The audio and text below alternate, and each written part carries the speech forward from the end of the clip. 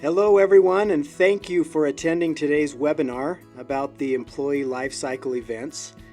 Today we are going to be specifically talking around employee exit surveys. This webinar is the second of two webinars surrounding the employee lifecycle. If you missed our previous webinar on employee onboarding, you can watch it on demand on this Bright Talk channel.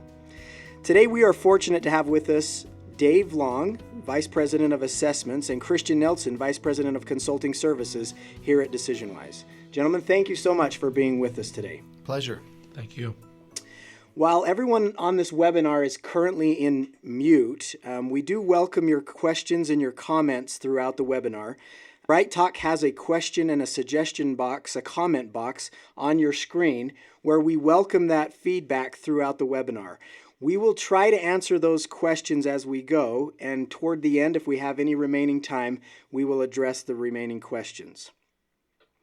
Because some of this material is proprietary to DecisionWise that's included in this slide deck, we will not be sending out this slide deck following the presentation. However, you are welcome to come back and watch this webinar, fast forward through parts, whatever that might be, so that you can gather the information that's there.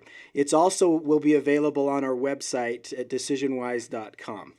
So, now that I've got all the fun stuff out of the way, Christian, why don't we just go ahead and jump right in and talk about our agenda today and where we want to head with employee exit surveys. Yeah, perfect. I'll just advance over here and we'll talk.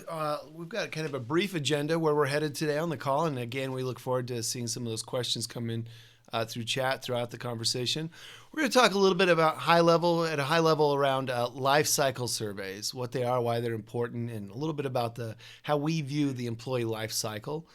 We'll talk about some best practices in gathering effective exit data. We'll introduce a simple model to kind of assess whether you're doing enough or have a complete approach to capturing that important exit data. Then we'll show you what our survey looks like. We'll give you a few screenshots of our survey and the reporting tool, talk through how we use that to turn this exit data into meaningful results for an organization. And again, we'll answer any questions that we come up upon as we go through this.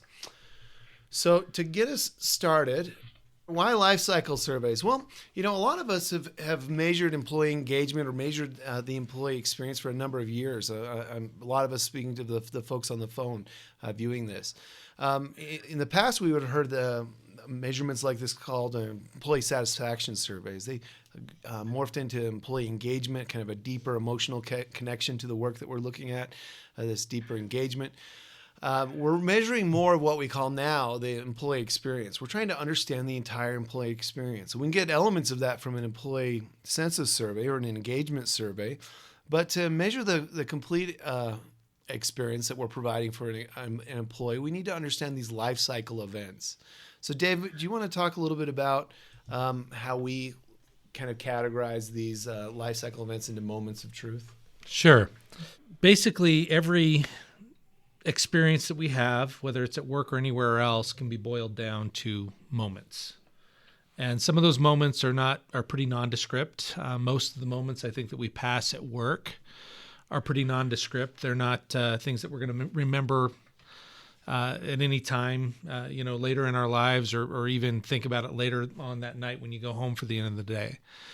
But there are times in your experience working for an organization that are a little more poignant, that do stick out, that you remember, that are key moments that determine how you're going to frame or perceive the experience that you've had as a member of that organization. And so we call those moments, we call them moments of truth, and we put them into two different categories. One we call Kairos moments, and we'll describe what that means in just a second. The other we call Chronos moments. And essentially what we're looking for are those moments in time for an employee where they have experienced something that has shaped the way they view the organization, their team, their manager, whatever it might be. We're looking for those moments in time. And those moments can't always be predicted, but some of them can. And so we like to try to define when are those moments happening. So let's talk about the two different kinds of moments. One is what we call kairos moments. And kairos, the word comes from the Greek, roughly translated as the right moment. So essentially what we're looking at, and what kairos, the way that we kind of look at it here at DecisionWise is when we're talking about kairos moments, we're talking about things that are unpredictable in nature, that come up at kind of non-predetermined set times in employee experience. Right. We might call these the unplanned moments. Unplanned. We know the types of moments. We just don't necessarily know when they'll show up in an employee's experience. So there's these two moments that kind of bookend a client's experience, the hire date and the exit date. But then between the hire date and the exit date, how many things happen to them? So many different things can come up. We can have a conflict with a coworker. We can experience some failure at work. How does the organization, how does my manager respond to failure? How do I respond to failure in the context of the organization where I am? How about a heavy workload? We go through busy times, or many organizations have busy seasons where they're constantly there are constant demands on the workforce. How is that organization responding to that heavy workload in order to shape the experience? Now, some of these things can be predicted, but most of them, as you can see from our timeline there, our timeline's a little bit jumbled. We don't really know when they're going to happen. We don't know when someone's going to make a mistake. And when they do make a mistake, how are we reacting to that so that we are maximizing the level of employee experience at that moment? And when people do make mistakes, they remember those for a long time. And the way that those were reacted to are also going to be things that they're going to remember, and it's going to help shape their overall experience. The hard part about this, about kairos moments, is it's really hard for us to gain feedback when they've happened, because just like as an organization, we don't know when they're going to happen, many times we don't know when they have happened. We don't know that somebody's just gone through a hard day, or somebody just had a difficult day at home, and they're coming into the office and they're sad about something that happened at home. So we don't know when that's going to happen. We don't know when it has happened necessarily. So it's really hard for us to get feedback on how those things, how we've reacted to those things as an organization, and if we've supported our employees appropriately through those moments. And so what we look at then is, okay, so we can't really control or measure for this other than to say, hey, we prepare our organization and its leaders to deal with these moments. There's definite ways that we approach kairos moments. Strengthen the culture, have guiding principles for managers, and pulse and try to get measurements throughout. And there's some other interesting things there, but they're much more difficult to pin down, and they're less of a trigger event to initiate a survey or some kind of metric. Interesting things being done in this space by DecisionWise and others, but outside of the scope of what we're here to talk about today. And DecisionWise is a feedback company. That's right. And we're always looking for feedback on these moments. We can get this kind of feedback in 360 reviews, but it's not always as timely as we want it to be. Okay, so we do look, then we want to look at, see what are the things that we can control for, what are the things we can measure for. So we look at these things that we call chronos moments, which are moments of truth that happen at predetermined points in time during an employee's term of service with an organization. Essentially, they are pieces of the employee life cycle that we know are going to happen, that we can expect. Again, bookending these chronos moments are two very critical moments. One is the entry into the organization, hire date, and we would include with that onboarding, and then at the other bookend of the experience is exit date, people leaving the organization. In between that, we have these moments, and there are many more of these than are listed on our screen here today. But hire date, onboarding, training, when we provide raises or bonuses, performance reviews, promotions, and then ultimately exit dates. So there's lots of things that we know are coming, we can plan for, and then we can gather feedback on those moments. And we also have the opportunity, because we can predict the moments that are coming, we have the opportunity that we can design the experience so that it's the right experience for the employee to show the employee or show your employees this is the type of company that we are, and really define those important moments of truth for employees. Right, because employees are having an experience, whether you're designing it or not. They're having an experience, and what we do with our clients, what we try to help organizations do is measure that and create a more strategic or deliberate experience for their employees at these key moments. So today we're here to talk specifically around exit, how employees leave the organization, how we capture data there. And it is a very critical area in the employee experience. So why do exits matter? Why do exits matter? Oh, just a couple things to talk about in this area that I think are important. If I can get my slide to advance. So I'll just insert here that why do exits matter? There would be some people that would tell you they don't. That's right. Right. We have people leave. Well, they're gone. They're not part of our organization. That's be not. Well. That's yes. Be well. Go forth. Go find your happiness. But they matter for a number of reasons. Well, one, we can create a strategic exit experience, and why does that matter? Well, when people leave the organization, on the one hand, we lose someone, we lose a resource, those things. But we also have the opportunity to gain an advocate outside of our organization. Those of you familiar with Glassdoor and some of the social media press that might come out around our organizations, a lot of that comes from people that left maybe the wrong way or with some bad feelings. And something that's very interesting around exits is there's something called the peak end rule. And the peak end is this interesting kind of human behavioral heuristic that when we measure an experience, we put a disproportionate amount of value on the most intense moment or the peak, as well as the end, how things left. Now, think about your experience when you went with your family to Disneyland. What do you remember? Well, I remember the best part of it, and I remember how awful it was packing up and getting everyone out to the parking lot or the lines. Or the lines. That's right, the lines. Depending on, or if something intensely negative happened, you'd remember that peak, and then you'd remember how you finished that experience. And while we have a cumulative measurement or this kind of full measurement of an experience, we do put more weight on its peak and its end. And so it's an interesting thing to think through when we're designing employee experience, to think through, well, let's be strategic around how we exit employees, to create more of those advocates outside of our organization, to get some goodwill and just positive representatives of our organization out in the world. And so the way we leave an employee matters. So those of you who are doing employee exit interviews, those are tremendous. You sense of closure. We'll talk about that in a moment, in fact. But you can create a really positive exit experience for them in the way you handle their departure and the way you treat them and in those closing weeks of their employment with you.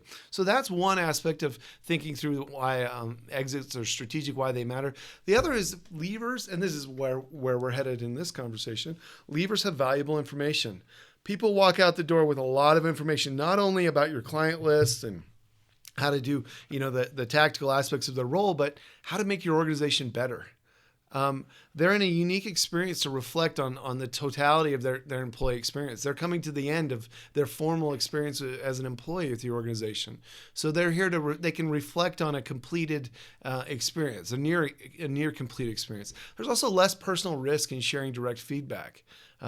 Now, most people don't want to burn bridges when they leave. They might be a little bit sensitive and it can be a little bit tentative, especially in an interview.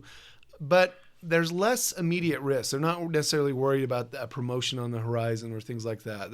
They're often more open to telling you some things that perhaps full-time employees that aren't leaving wouldn't tell you. And it's time sensitive. They leave. Sometimes we think, well, I can ask them in a year if I've got their number. They're not leaving the planet, that type of thing. But it's hard to get that information. It's hard to get a response after they actually walk out the door, and it's hard for them to remember the details of their experience the further away they get from it. So we want to act quick, we want to capture, and we want to treat them the right way as they leave the organization. Christian, does it matter based on the type of situation in an exit, like if it's voluntary turnover, if it's involuntary turnover, if it's good turnover, bad turnover? Yeah. Like, does this change based off that? And I know we're going to talk a little bit more about that later on, but does this Do we see different impacts from different groups of people? Yeah, well, certainly. And exits can be kind of a joyous occasion. Someone's going back to business school, or someone's, leaving the workforce for retirement, or, family situations change in a good way, those types of things that we can really rejoice. And there's other times that, there's reduction in force. There's just letting someone go because they're a bad fit or underperforming. You probably collected a few stories along, throughout your career of people that's, maybe had a difficult exit, or it wasn't a voluntary exit, and then later came back and said, that was the best thing that ever happened to me. And that's not the norm, but there are ways to handle these things strategically and treat people as human beings and with respect and dignity, and send them off in a way that they still have a positive view of your organization. It's more difficult. It happens less by accident. We want to be deliberate in things. And so I think it definitely matters in the context of how we're sending people out, and what that, especially in an exit interview, what tone we strike, how we create an authentic conversation in those moments, keeping in mind the context of the departure, for sure. Great question. Let's and in fact, one of the things we'll talk about is capturing that very data in terms of voluntary, or regrettable or non-regrettable turnover is another interesting thing we'll circle back to as we get into the demographic portion of our survey. And fun game for those listening is count the number of times I say I predict it's going to be in the thousands on this one. So. Don't make it a drinking game. Here, don't make it. There's one for Dave. You got one for me. So go ahead, Dave. Why don't I talk for a little bit? There you go. I like it. Exit interviews, and the previous slide said gathering effective exit data. And what we're trying to do here is see if we can take a multifaceted approach to understanding the exit of a person. People that leave the organization, some of them don't want to say anything, and some of them do have a lot to say. If you think about it, when you work for an organization for any amount of time, you have all this information in your head. Some of it is related to your experience, but some of it is just information that you will never use again, because you're leaving to another organization and you want to pass on the information that you have to somebody. It can be therapeutic. It can be something that people want to do.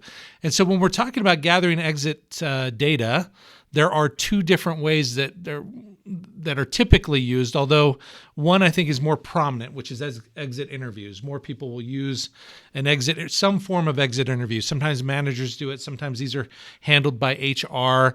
A lot of the people on the phone have probably participated in exit interviews in the past. And so the question is, when we do, and maybe those who are doing regular exit interviews now are thinking, well, if we can do exit surveys, maybe we can get rid of exit interviews, these things that we have to do all the time. We actually wouldn't encourage you to do that. There are still some really important things that we can get from exit interviews that we cannot get from exit surveys. So some of those things are up on the screen right now, but I'm going to run through them. One is, as it says, that it can provide a sense of closure. It can be therapeutic. It can be something, a good moment for somebody to sit down and just really talk about their experience. So people that are being interviewed in an exit interview often have a good experience in that exit interview, and that's an experience we want to continue to give them. And we want to give them a platform to say, hey, you spent all this time with us. Tell us what you learned. Tell us what you thought. Tell us what your experience was like. But also, an interview gives you an opportunity to do some things that you can't do in a survey, or you can't do well in a survey, I should say that. An exit interview gives you the ability to ask follow-up questions. So tell me more about that experience. Tell me more, about whatever you're talking about. Those are things that we have the opportunity to do in an interview setting. And then when we are able to ask those follow-up questions, we get more detailed information, and we can ask follow-up questions to that as well. And that it can be more of a conversation where we can really get to the bottom of what people are talking about. We can gather some feedback in an exit interview, but we'll talk about the cons around the kind of feedback that we're collecting in an exit interview, because a lot of the feedback that we're receiving in that setting is going to be more qualitative in nature. There are ways for you to do some quantitative feedback in those settings, but a lot of the information you get there is going to be qualitative. on the other hand, for exit interviews, why aren't they the end all, the thing that we can why can't we just end exit interviews? Well, you could, but we're giving people in an exit interview setting limited anonymity. There's not a lot of confidentiality. Right. Usually we're face to face with someone, and even though we're leaving and there's some of our situation has changed, there's still some limits to the psychological safety in how much we might feel comfortable saying. If it's HR, I might, depending on my relationship with HR, that individual, depending on just how comfortable I am in general talking about certain things that were unique about my employment experience, I might not feel comfortable discussing them face to face.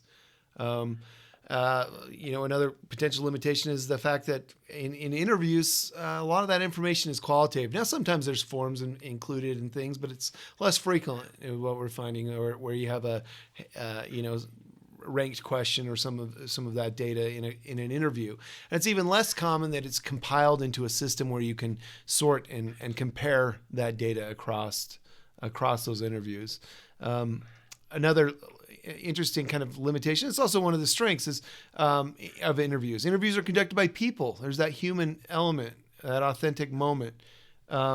But when they're conducted by human beings, it can be inconsistent. You might have different experience depending on who in HR conducted your interview, how much time they had, how many other interviews they did that day. We just got a comment from one of you that you just completed an exit interview. I'm curious which side of that interview you were on. If you're leaving the organization, kudos for attending this webinar.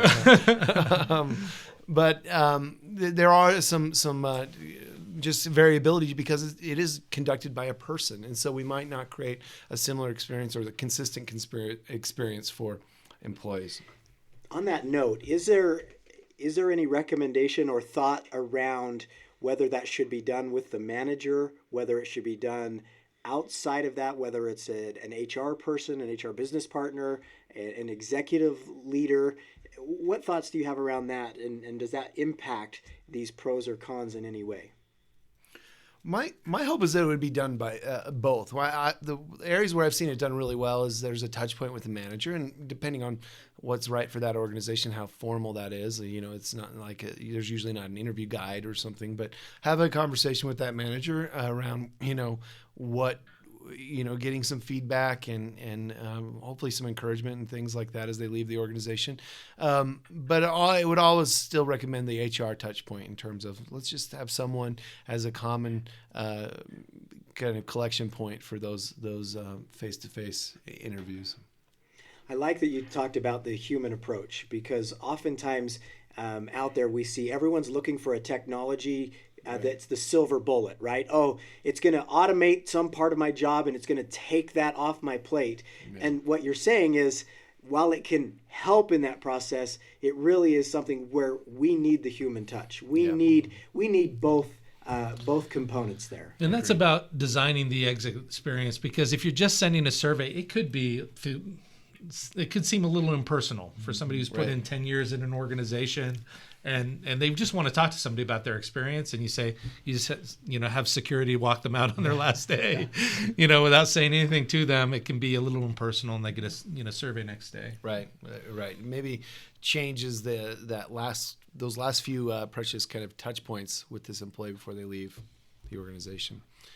Let's look at the next slide here. So kind of thinking through some of the limitations of the interviews, this is where we come up with this model, which we call the 3 C's of gathering effective exit data.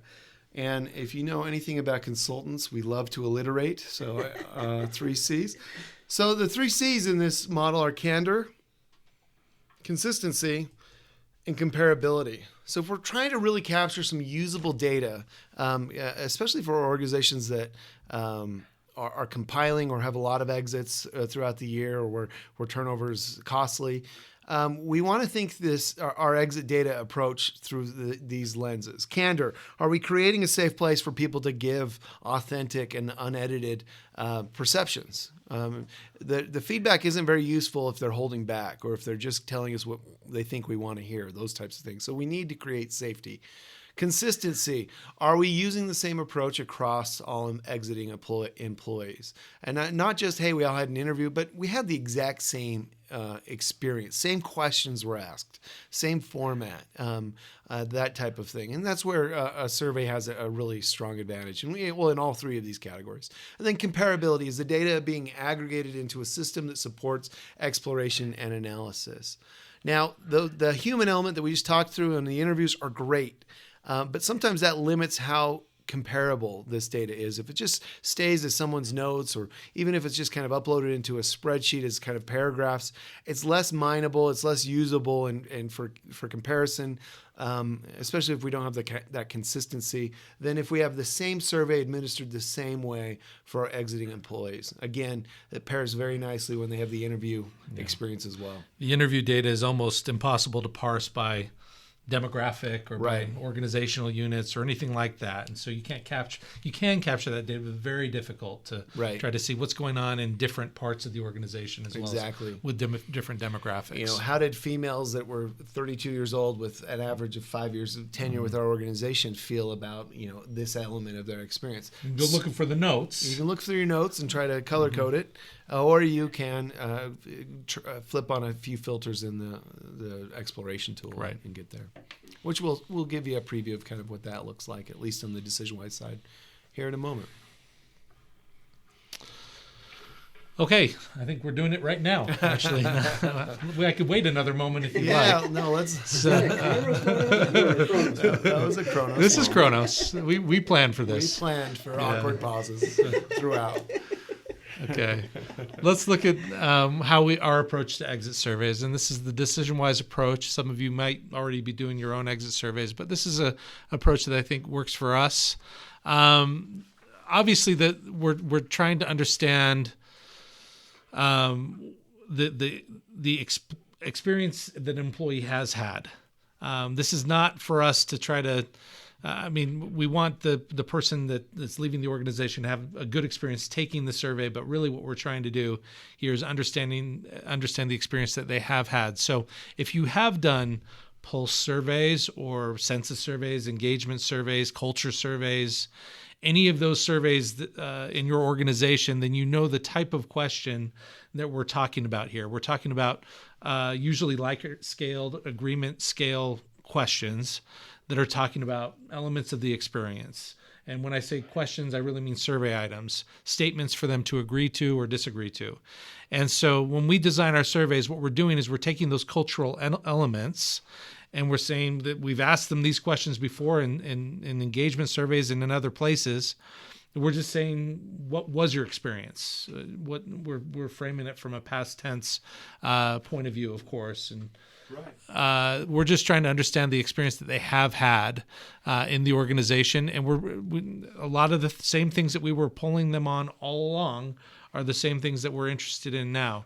It may not surprise you to know that exit survey data sometimes comes back as more negative than the survey that we receive on, or than the data that we receive on engagement surveys. The benefit of that is that people leaving the organization in a survey do not have a ton of incentive to try to preserve the feelings of the organization. They go in there and they will use the whole scale. Right.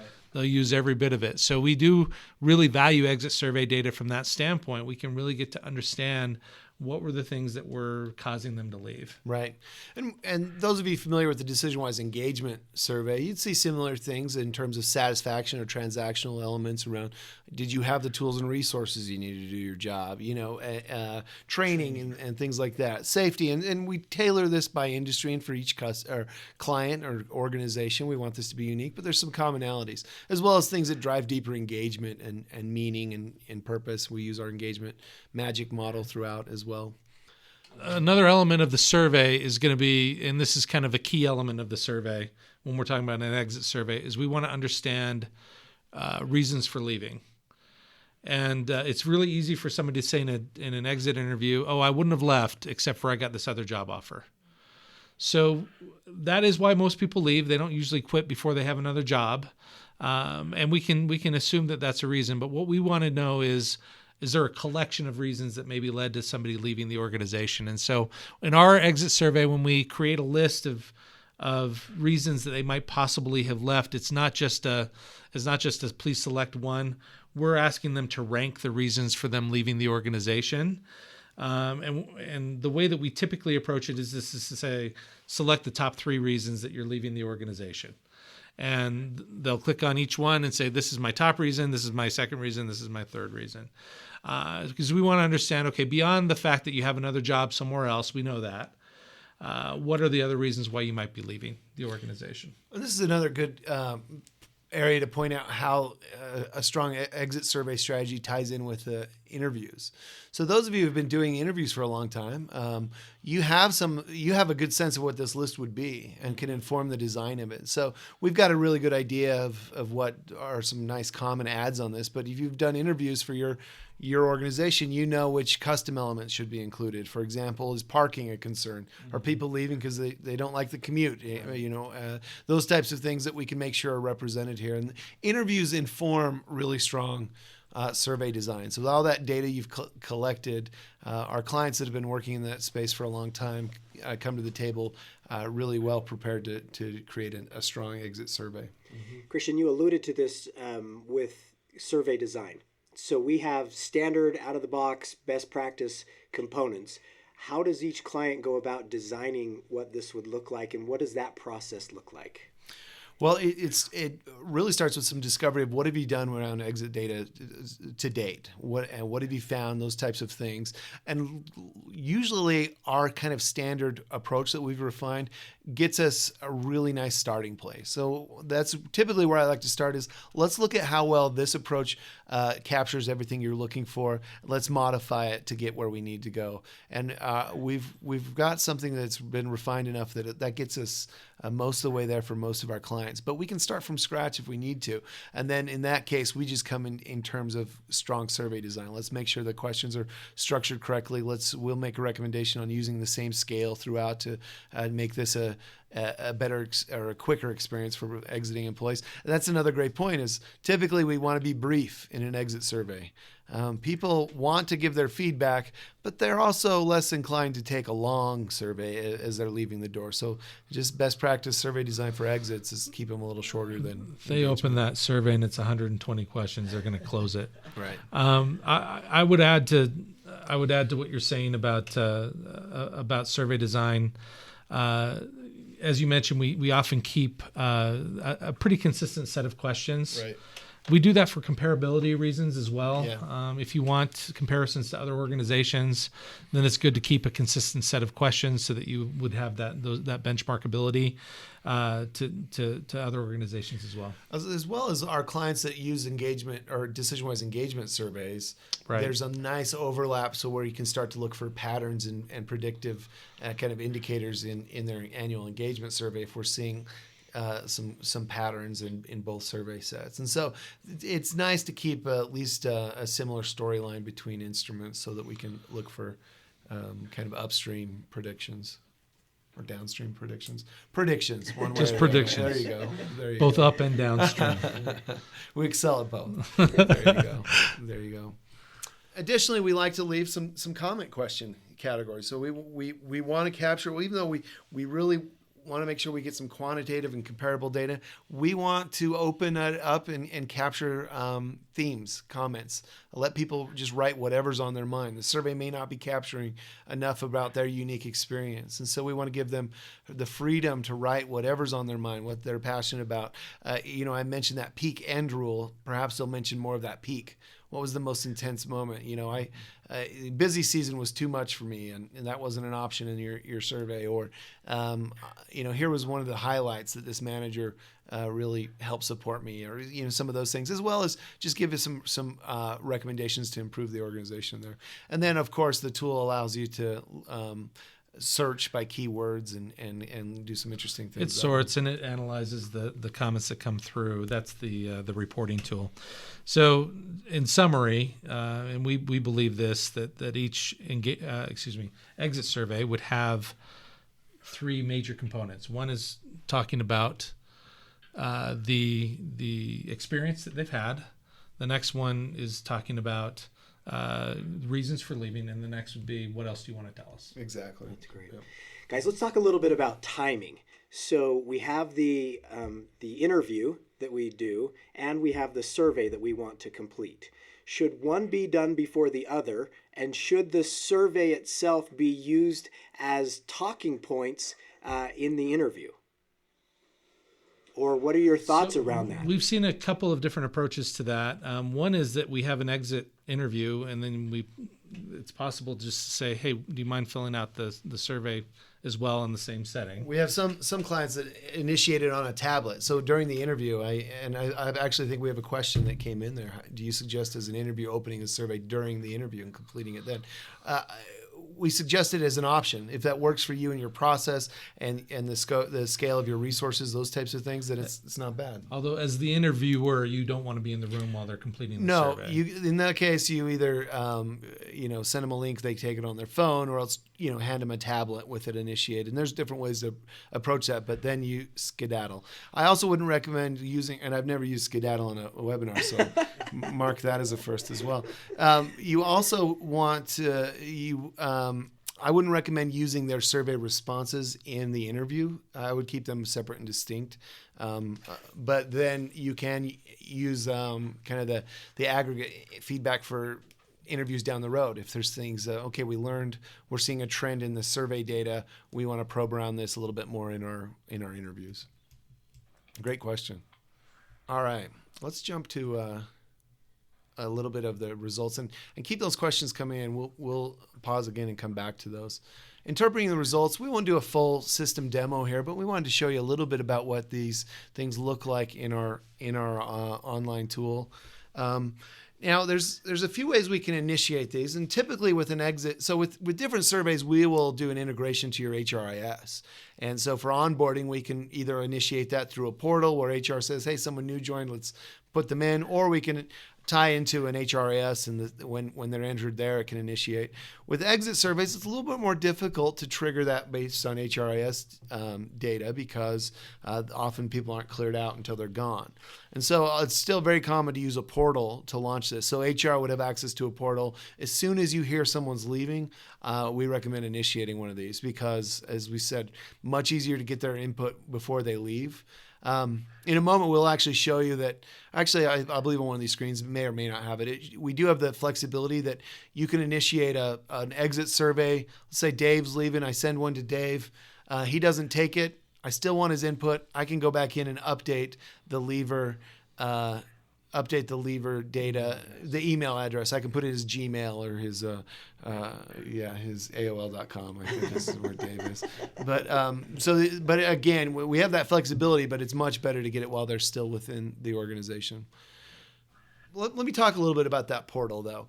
What we want to make this data as usable as possible. One of that third C in that 3 C's model is comparability. So to make this powerful, we like to incorporate as much employee data as possible. So we don't ask the employee to input any of that, but if we initiate this from a portal, it's a really great practice for the person in HR that's initiating it to input a few demographics from a drop-down list. So date of birth, gender, department, ethnicity, anything you're trying to capture and look and explore. The more that we can get in there, the more interesting the cuts of data become, and the deeper we can go with the analysis. And remember, unless you're just really hemorrhaging employees, you're not going to have a lot with demographics. You need to have a certain number of them in order for us to provide really solid comparisons. And so you collect that information over time, and hopefully the information you collect over time is enough for us to show you meaningful data for those different demographics. So you do want to be judicious with the sorts of demographics. Like if you were trying to put a demographic in there that captured a team of 5 people, and they might only have one exit in the next 2 years, and so that's not really a demographic that's useful for you.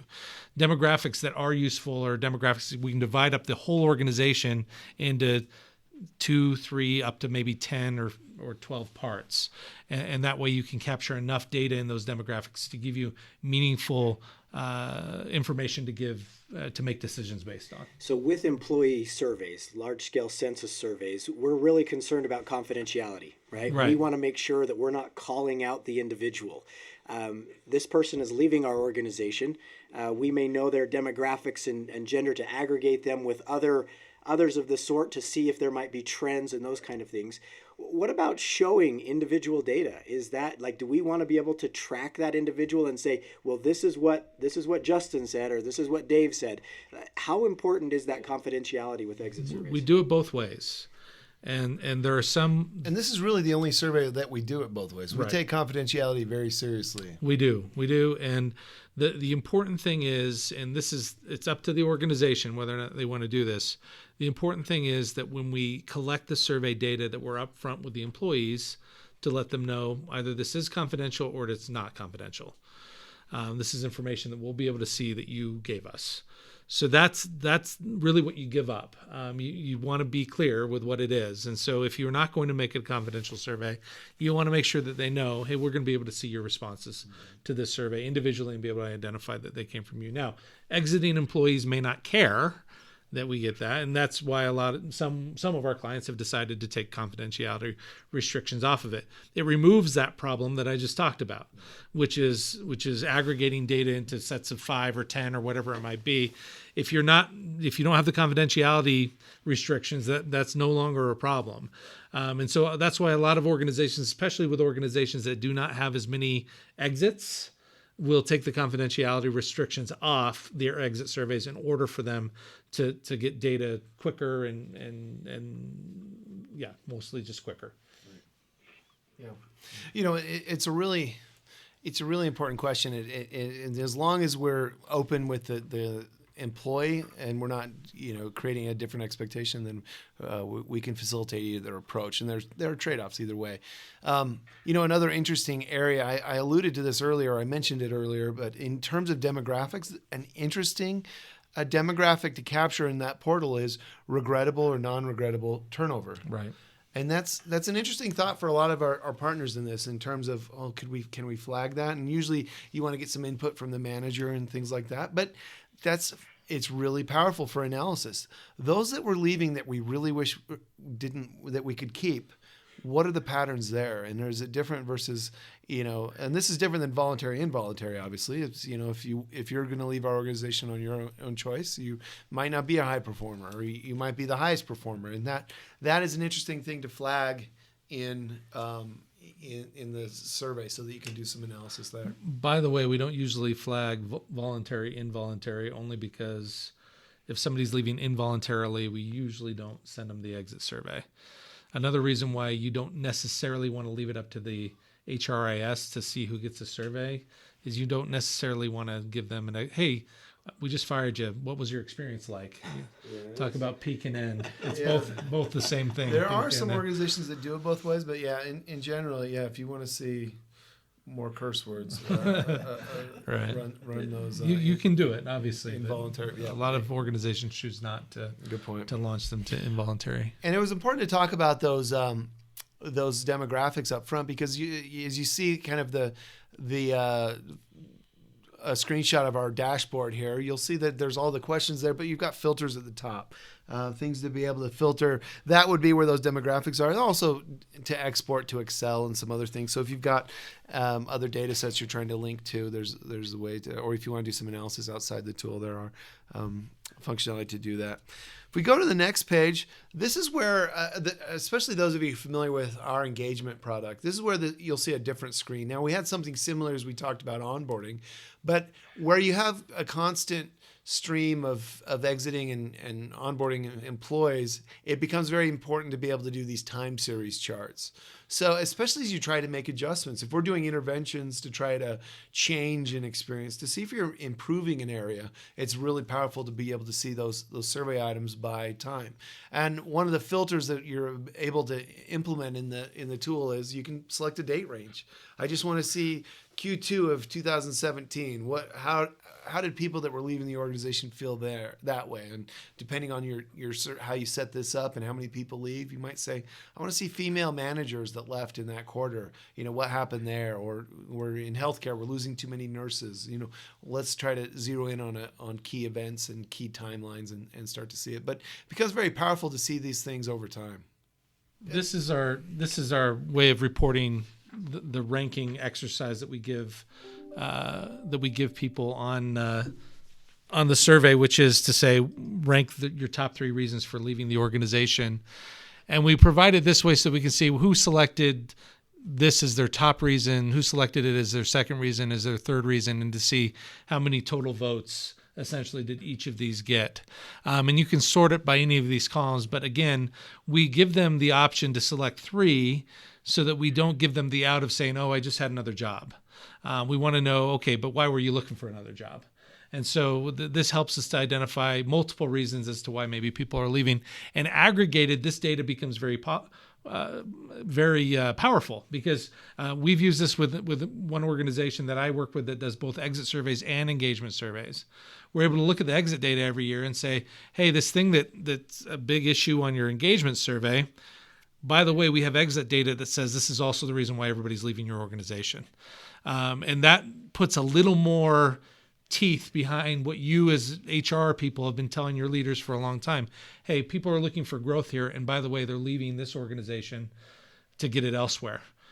We need to find ways to grow our employees, or we're continue to leave them and have the expense of trying to replace them. And you just said something very important that we find, I certainly find with a lot of my clients, that a lot of times with our surveys, we do surface some very interesting and unknown things like, wow, I never saw that, or I didn't see that coming. And wow, we're happy we surfaced this through survey data, which is very powerful. But it's also very common that we tell HR things they already know, but we give them the data to be credible with the rest of the executive team. And so a lot of times this is going to, the information that comes in supports what you've been learning in those interviews, but you've got more compelling information to present or to make a case for resources or behavior change when you've got some quantitative data to support that. Right. And if you can see, we lost 100 people last year because of the benefits program. Now you can create a business case for the cost of losing those 100 people was X, and the cost of increasing benefits or changing the benefits plan is Y. Therefore, either it's worth it or it's not. Dave, I like how you brought in the engagement data as well as maybe onboarding data. We've become accustomed to just saying we want to measure the employee engagement or the satisfaction or the culture, right. And these moments in time are important to understand. Well, what's happening in the onboarding process all the way to the exit process, and how does that data show us what's going on from start to finish? Because losing employees is extremely expensive. Right. And one way that organizations can grow financially is to retain employees, right? Because turnover can be not just from a hiring new people, but productivity. There's so much that goes into that. And I know I'm preaching to the choir with that. Customer service, everything. Yeah, and so I love that it's how do we understand the whole experience and how does that all work together? Right. Yep. Very much so. It is. It becomes much more powerful if you have more data sets and you can pinpoint these different moments. Another page, again, we're not giving you the full demo here, but just to give you a preview into some of the results here or some of what's possible. This is just a demographics page in there. So if you want to just look at all the demographics and for example, if you loaded performance rating in there or something like that, you can start to see where we have differences. If we want to see if we're creating a different experience for men versus women, we can compound demographics as well, as I've mentioned. As long as we have that data captured, you can say age and manager status, salary, or hourly. Those types of things are commonly captured. This is also the place where if you've selected regret or non-regret, yep, you can parse the data by the people that are leaving that you really wish you could have kept, and try to understand how's their experience a little bit different, and what could we have been doing to keep those people. Right. Great point. That's been a quick walk through just some of our understandings, discoveries, and the philosophies and design around exit data and exit surveys. There's obviously a lot more we could talk about here. A lot that's possible, especially if you're capturing other moments of the employee experience, bringing it all together. But keep in mind this idea of whatever you're doing to capture data or capture feedback, are you creating enough of this candor, consistency, and comparability to really have some strategic, usable information here? Yeah. Guys, we've done a really good job to answer the questions as they've been coming in. Maybe as we wait to see if there are any last questions that might come in, talk a little bit about text analytics and natural language processing and how that's going to change, is changing and going to change how we manage a lot of these open-ended comments about what people are saying, both in the interview as well as in the survey data. I think it's important that the folks on the line understand what this technology is bringing to the table and what options exist for them. Yeah, this is, I think, one of the most exciting horizons that we're exploring here. Obviously, that text or that qualitative data is so useful. You get so much of it in those interviews. We capture it in these surveys. I mentioned that it's searchable in our engagement surveys. We use some algorithms to categorize it into themes. What you're talking about with natural language processing goes even much further. This is where we have some machine learning and some elements of AI. It goes through and actually does a deeper understanding of what's in the text. Some are categorizes into more meaningful themes. You're able to measure things like sentiment. We have to design the survey a little bit different for some of these elements, but you're able to capture sentiment and some other interesting elements in the perceptions that the employees are voicing in those text comments. It's going to unlock a few very interesting doors in the very near future. It's being used here and there in this space. It's not currently in the survey that we just showed you, but again, as I mentioned, it's on the very near-term roadmap to get some of those elements in there and unlock the power of these text comments. Yeah, thanks. We usually don't talk about future things, but it's really exciting. I think what's happening there and important to do that. So, well, guys, thanks so much for taking the time today to share your thoughts around engagement surveys. Exit surveys. You did that. Now I've done it once around the exit surveys. We also have the webinar on onboarding. So those of you who joined us late, if you missed the onboarding webinar, it's on our Bright Talk channel. This will also be on our Bright Talk channel for you to go back and review and revisit. Again, because of some proprietary things on the slides, we will not be sending out the slides, but you are welcome to jump back in and watch this and rewatch the webinar. So thank you all for joining. We really appreciate the time, and Dave and Christian, thank you very much. Thanks, Justin.